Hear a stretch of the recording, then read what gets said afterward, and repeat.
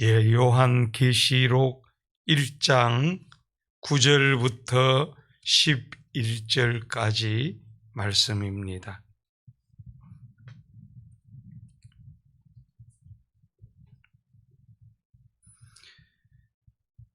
구약성경 399페이지 되어집니다. 요한계시록 1장 9절부터 11절까지 한 목소리로 봉독합니다. 나 요한은 너희 형제요 예수의 환난과 나라의 함음에 동참한 자라. 하나님의 말씀과 예수를 증언하였으므로 말미암아 밤모라 하는 섬에 있었더니 주의 날에 내가 성령에 감동되어 내 뒤에서 나는 나팔 소리 같은 큰 음성을 들으니 이르되 내가 보는 것을 두루마리에 서서 에베소, 스무나, 버가모, 두아디라, 사데, 빌라델비아, 라오디게아 등 7 교회에 보내라 하시기로. 아멘. 오늘도 깨어 기도하는 우리 가운데 은혜와 평강과 응답이 함께 하시기를 축원합니다. 이 성령님에 대한 말씀을 우리 지난 주일 성령 강림절 후에 새벽 기도회 시간에 심야 기도회 시간에 계속 은혜를 나누고 있는데, 오늘 이 성령님의 감동에 대해서는 우리 꼭 설교하고 일단 마무리해야 되겠기에 이 본문을 택했습니다. 오늘 본문 10절 말씀에 보면은 주의 날에 내가 성령에 감동되어라고 말씀하십니다. 이 계시록은 1장 1절에 예수 그리스도의 계시라 하신 말씀에 따라 계시록으로 명명되었는데, 이 계시를 헬라어로는 아포칼립시스라고 하는데, 숨겨진 것이 드러나며 가리운 것이 드러남을 의미합니다. 이 사도 요한이 종말에 이루어진 일들을 요한계시록에 기록하고 있는데, 자기 임의로 드러낸 것이 아니라 성령의 감동으로, 즉 하나님께서 사도 요한에게 성령으로 감동하게 하시는 대로 기록했다 이 말입니다. 이 시간 계시록에 대한 말씀을 공부하고자 함이 아니고 성령님에 대해서 이제 마지막 말씀으로 정리하고자 하는데, 이 성령님 감동에 순종해야 한다, 이런 제목으로 은혜를 나누고 기도하고자 합니다. 우리가 결국에 성령의 감동에 순종해서 살아가야 하는 것, 이것이 성도입니다. 그럼 성령의 감동이라 할 때 감동의 의의가 무엇입니까? 이 요한계시록 1장 10절과 4장 2절의 성령의 감동, 이것은 내가 성령 안에서 존재했다, 내가 성령으로 되어졌다, 내가 성령으로 창조되었다, 내가 성령 안에서 있었다, 그런 의미입니다. 성령 안에 있었다, 성령 안에 존재했다. 또 마가복음 12장 36절에 성령에 감동되어는 성령 안에서 그 성령에 의하여 그 성령으로라는 의미입니다. 내 인간적인 어떤 생각이나 의지, 이런 것은 하나도 개입하지 않고 성령 안에서 그 성령에 의하여 그 성령으로, 그런 의미입니다. 또 마태복음 22장 43절에 성령에 감동하여도 성령 안에서 성령에 의하여 성령으로라는 동일한 의미입니다. 베드로후서 1장 21절에 성령의 감동하심을 받은 성령으로부터 성령에 의하여 그런 의미이고, 민수기 27장 18절에 이 눈의 아들 여호수아는 그 안에 영이 머무는 자니, 여기도 신에 감동된 성령 안에 들어간 상태, 곧 성령 안에 있는 것을 의미합니다. 그러니까 이 성령의 감동이라 하는 것은 하나님의 영이 인간 심령에 내재하여 하나님의 뜻을 나타내는 표현입니다. 그 성령의 감동은 이 성령의 나타나심을 의미하고, 이 성령의 감동은 성령의 지배를 받은 것으로, 성령의 감동을 받은 자는 자기의 생각이나 의지나 목적을 따를 수 없고 100% 성령님의 감동에 따르게 되어지는 것을 의미합니다. 또 이 성령의 감동은 성령님, 즉 하나님의 목적을 이루기 위해서 성령님의 생각, 의지, 목적으로 새롭게 되고 무장되는 것입니다. 우리 성도라도요, 성령님의 지배를 받지 않으면 이 육의 지배, 또 때로는 심하면 세상의 이 사탄, 이 마귀의 지배를 받게 되기 때문에 성령님의 지배를 받는, 성령님의 감동을 따라 사는 것은 너무 중요합니다. 아무리 성령님에 대해서 지식적으로 많이 알고 내가 경험을 했다 그럴지라도 가장 중요한 게 뭡니까? 성령님의 감동을 따라 살아가야 돼. 성령님이 지정의를 가지시고 지정의를 지배하십니다. 그렇기 때문에 성령님의 감동을 따라 살아가는 것이 성도라는 사실입니다. 하나님께서는 하나님의 일을 하실 때, 역사하실 때 하나님의 신 성령으로 감동하셔서 일하시는 역사를 하시는 것을 성경에 우리가 많이 보게 되어지지요. 민수기 27장 18절에 여호수아를 감동시키셨으니 여호수아는 그 안에 영이 머무는지라. 그 안에 영이 머무는 자라고 말합니다. 또 사울을 감동시키셨는데 사무엘상 11장에 말씀하고 있지요. 또 하나님의 백성들을 감동시키시는데 에스라 1장 5절에 보면은 성전 건축하도록 감동하지요. 또 고레스 왕을, 그 백성들을 귀환시켜 가지고 성전을 건축하도록 역대하 36장 22절에 또 에스라 1장 1절부터 쭉 말씀하고 있지요.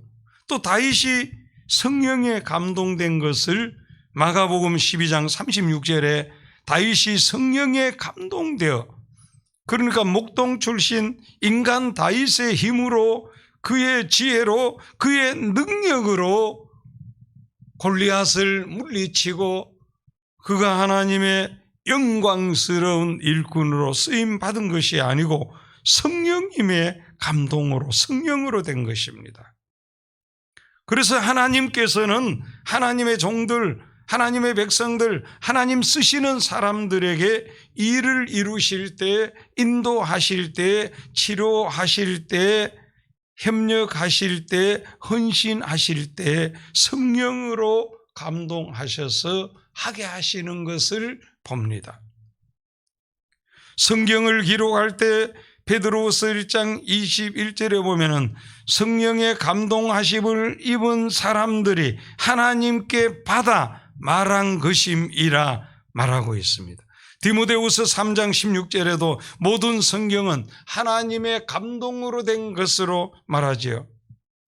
또 계시를 보이실 때 오늘 이 본문 계시록 1장 10절 그리고 4장 2절에 말씀하고 인도하실 때 사도행전 21장 4절에 보면은 제자들이 성령의 감동으로 바울들어 예루살렘에 들어가지 말라고 그렇게 말하기도 합니다. 또 큰 일을 감당할 때 사사기 14장 6절에 보면은 삼손이 여호와의 영역에 감동되어 사자를 염소 새끼 찢듯이 찢었다 말하고 있습니다. 또 회개할 때입니다. 스가랴 12장 10절에서 14절에 하나님께서 회개의 영을 부어주시니 진정한 회개를 할 수 있었습니다. 또 치료하실 때 요한복음 5장 1절 이하에 천사가 물을 통할 때, 또 마태복음 12장에 보면은 성령에 힘입어 귀신을 쫓아내며 이 치료하고 이런 역사를 할 때 성령의 감동, 또 건축할 때 우리 에스라 1장 5절에 그 마음에 하나님께 감동을 받고 여호와의 전을 건축하고자 다 일어나 이렇게 함께 이루어지게 되어지지요. 또 성령 충만할 때 사무엘상 16장 13절에 다윗이 여호와의 영에게 크게 감동되니라. 사도행전 2장 1절에서 4절 성령 충만한 그 내용들을 보게 되어집니다. 하나님께서는 이 말씀과 성령으로 감동하십니다. 누가복음 24장 32절에 보면은 예수님께서 말씀하실 때 엠마오로 내려가던 제자들의 마음이 뜨거워집니다. 우리가 예배 드릴 때, 말씀을 들을 때, 성경을 읽을 때, 성경을 묵상할 때, 또 찬송할 때, 또 성령님이 마음에 뜨겁게, 마음에 감사가, 마음에 순종이, 마음에 열심이, 마음에 봉사가, 마음에 헌신해야지, 또 마음에 어떻게 섬겨야지, 또 성령님은 기쁨을, 평안을, 위로를, 지혜를, 능력을, 사랑을, 용서를 끝까지 인내하도록 다양하게 감동하고 역사하십니다. 우리가 보다 더 성령님에게 민감해야 합니다. 민감해야. 성령님, 때로는 우리가 게으름을 부리고 새벽에 내가 기도해야지, 이 성령님이 그런 소원을 주셔서 이 결단하고 작정하고 기도하는데 어떻게 되어집니까? 괜히 또 싫어하는 마음이 생기게 되어지고, 그럴 때 성령님 안 돼, 기도해야지, 이 마음을 주실 때 그대로 순종하는. 때로는 전화를 할 수도 있고, 때로는 찾아가 돌봐야 할 사람도 있고, 해야 할 하나님의 영광스러운 일들도 있고, 우리가 성령님이 내 안에 계시고 영원히 함께 하시고 그분은 인격을 가지고 계시고, 그 성령님은 창조주이시고 전능하시니까 모든 것을, 과거를 아시고 현재를 아시고 미래를 아시니까 함께 동행하는 우리가 어떤 위기에 혹은 또 복된 일을 해야 할 때, 또 사랑으로 나타내야 할 때 구체적으로 우리에게 인격적으로 감동을 주시고 또 깨닫게 하시고 또 성경을 통하여 가르쳐 주시고 필요하면 사람을 통하여서도 말씀해 주시고 다양한 모습으로 역사하시고 계시는데 우리가 그런 감동을 그냥 뭉개버리고 무시하고 그러면 인격을 가지신 성령님께서 계속 감동하지 않으시지요.